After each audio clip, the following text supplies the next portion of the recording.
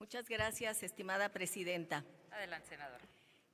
¿En qué momento de la historia empieza la batalla por los derechos laborales?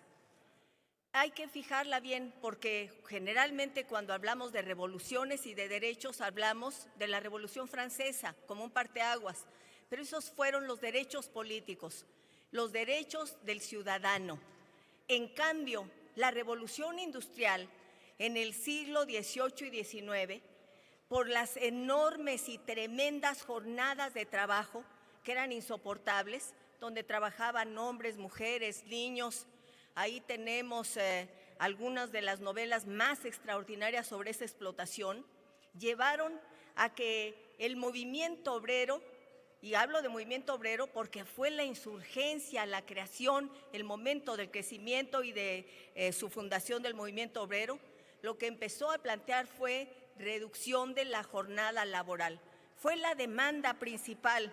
Hay que decir que en México, en el siglo XIX también hubo, con el socialismo utópico, esta batalla, reducir las jornadas laborales. Y se expresó de manera espléndida, también brutal, sangrienta, en Cananea y en Río Blanco, que fueron los antecedentes de la Revolución Mexicana. Generalmente, cuando hablamos de la Revolución Mexicana en 1910, hablamos de los derechos de los trabajadores del campo. Pero fueron los obreros, con la Casa del Obrero Mundial, con sus planteamientos, con los Flores Magón, los que pusieron en el centro reducción de la jornada laboral y mejores salarios. Y México tuvo, con la Constitución del 17, la primer constitución en el mundo que puso en el centro los derechos laborales, limitar la jornada laboral, porque ya había un antecedente de fondo poniendo en el centro la jornada de 8 horas. Aquí se ha hecho mención al 1 de mayo y efectivamente hay un antecedente que fue un parteaguas mundial. En Chicago, en 1886, obreros que pidieron la reducción de la jornada a 8 horas. Imagínense, hace casi un siglo y medio fueron masacrados.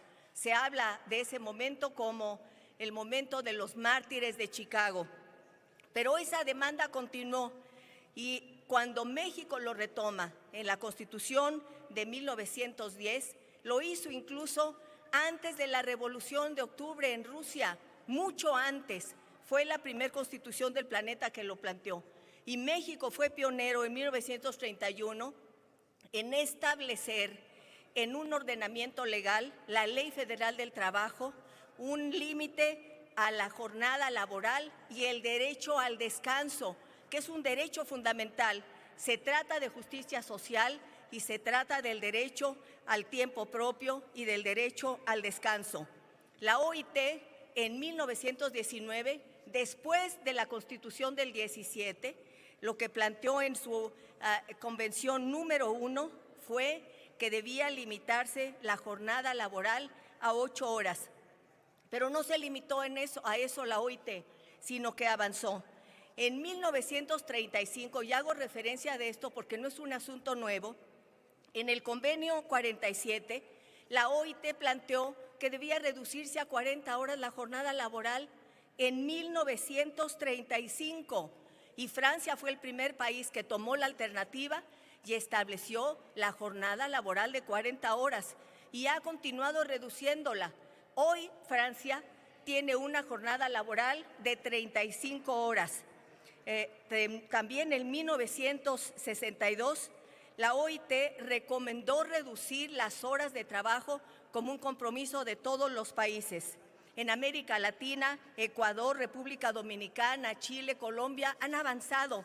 La pregunta es, ¿por qué México no? Y la OIT advierte con toda claridad, redistribuir el cansancio no es reducirlo.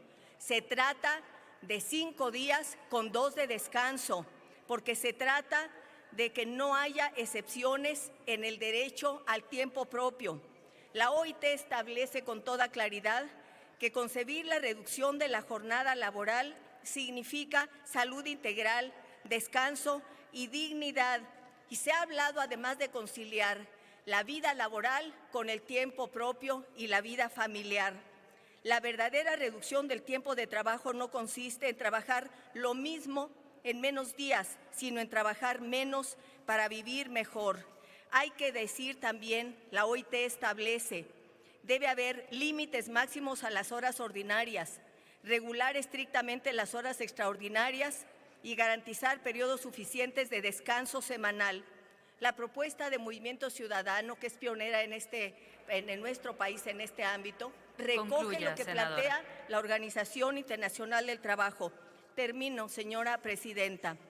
De lo que se trata es de reducir la jornada semanal a 40 horas, explícitamente garantizar 2 días de descanso, no aumentar el umbral de horas extra, sí reducir las horas efectivamente trabajadas, que es lo que la OIT considera central, porque descanso semanal no es un extra, es parte del estándar de trabajo decente. Vayamos a un nuevo paradigma de la vida, conciliar mundo del trabajo y vida familiar y personal, garantizar salud, derecho al descanso y derecho al tiempo propio. Y termino con una frase de Marta Lamas.